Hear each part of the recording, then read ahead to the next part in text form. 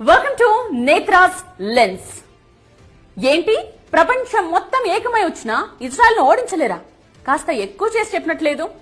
లేదు, ఇప్పుడు చెప్పిన దాంట్లో ప్రతి అక్షరం నిజం. శాంపుల్ గా కొన్ని పేర్లు చెప్తా, మీరే ఆశ్చర్యపోతారు. ఏంటి ఈ ప్రపంచం మొత్తం వాళ్ళ చేతుల్లో ఉందా అని.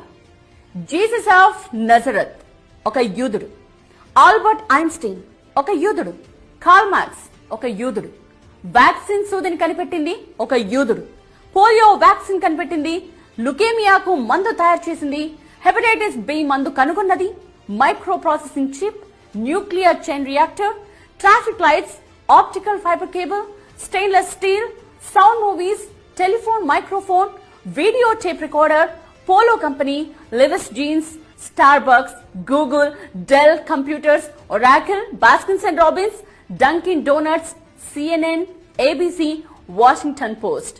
వీటన్నిటి వెనుక ఉన్నది యూదులు. లిస్టులా చెప్పుకుంటూ పోతే కనీసం గంట 2 గంటలు పడుతుంది. మీరు ఏ రంగమైనా తీసుకోండి, యూదులు లేకపోతే అడగండి.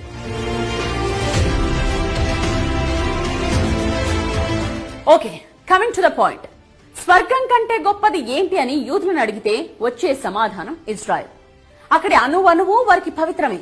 అందుకే ఇజ్రాయెల్ పై దాడికి ఎవరైనా వస్తున్నారు అంటే ప్రపంచాన్ని ఓడించడానికి సైతం సిద్ధమవుతారు. మరో ఇంట్రెస్టింగ్ పాయింట్ చెప్పుకోవాలి ఇక్కడ. ప్రపంచంలో యూదులందరినీ కలిపితే రమారమి 1,60,00,000 మంది ఉంటారు అంతే. బట్ జాగ్రత్తగా వినండి, గత 105 ఏళ్లలో ఉన్న ఈ 1,00,00,000 మందే 15 డజన్ల నోబెల్ ప్రైజెస్ గెలుచుకున్నారు. అంటే 180 నోబెల్ బహుమతులు. సో తమ బ్రెయిన్ లో 1% ఇజ్రాయెల్ కోసం పెట్టినా, తమ సంపాదనలో 0.5% ఇజ్రాయెల్ కోసం ఖర్చు చేసినా, తమ ఆవిష్కరణల్లో 1-2 ఇజ్రాయెల్ కు వినియోగించిన ఈ ప్రపంచం మొత్తం వారి ముందు దాసోహం అనక తప్పదు.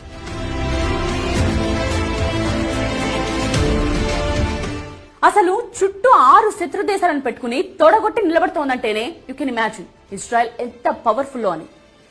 యూదులకు ఇంత బ్రెయిన్ పవరా? ఇజ్రాయెల్ అంటే అంత కస వాళ్ళకి? No doubt. శతాబ్దాలుగా వాళ్ళు పడ్డ కష్టం అలాంటిది. 100 ఏళ్లుగా ఎంతమంది ఎన్నిసార్లు దండయాత్రలు చేసి ఊచకోత కోశారు. బాబిలోనియన్లు యూదులను బానిసలుగా మార్చుకున్నారు. రోమన్లు కొన్ని వేల మంది యూదులను చంపేశారు. యూదుల భూభాగాన్ని చిన్నాభిన్నం చేసి చెల్లా చెదరయ్యేలా చేశారు. తలదాచుకోవడానికి వేరే దేశాలకు వెడితే అక్కడా పట్టుకుని చంపేశారు. స్పెయిన్ లో యూదులను తరిమి కొట్టారు. యూరప్ లో కట్టగట్టి అందరినీ సామూహికంగా చంపేశారు. యూదుల తత్వం ఒక్కటే, ఎక్కడున్నా సరే అధికారంలో ఉండాలి, వ్యవస్థపై ఆర్థికంగా పట్టు సాధించాలి. ఇవే కోరుకుంటారు వాళ్ళు. బహుశా ఆ లక్షణమే హిట్లర్ కు యూదులపై ద్వేషాన్ని పెంచిందేమో.